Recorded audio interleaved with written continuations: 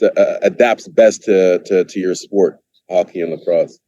So, I mean, there's a lot of stuff that I do. One of the most common things that I've been doing lately, um, I wouldn't say it was like it's my most like obviously hand pads are always like the most fun part, and there's so For much everyone. benefit that comes.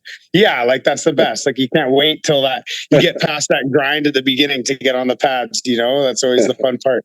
But the one thing I'm seeing, like I'm kind of always going into right now, like what's fresh in my mind. What am I doing right now? What is the most transferable thing for me now? And one of the things I've been doing a lot of, like I said, core rotation stuff with like medicine balls for punching power and stuff like that.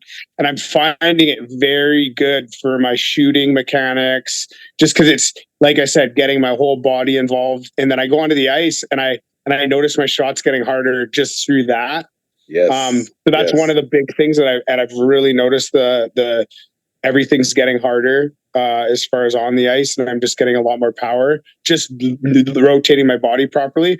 But I think like the hand pads, going back to the hand pads, just the hand-eye coordination, and just like honestly, like we're talking before, the psychological stuff, like with boxing, there's so much thinking going on when you're first doing it, and you're trying to get to the point where you're not thinking anymore, and you're trying to create those neurological pathways. React. You're trying to just react instead of think. Create those pathways in your mind so you don't have to think as much. And I think that's kind of, like I said, that's one thing I'm focusing on as much as I can in hockey, is trying to get the reps in over and over and over so I don't have to think, and just like boxing.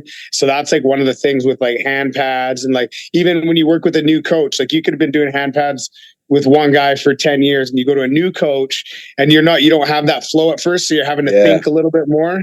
Whereas it challenges you got to create those new pathways and learn to flow with the new coach and stuff. So I think that like those two things are definitely the most transferable things, and the things I'm benefiting a lot from by being in the boxing ring.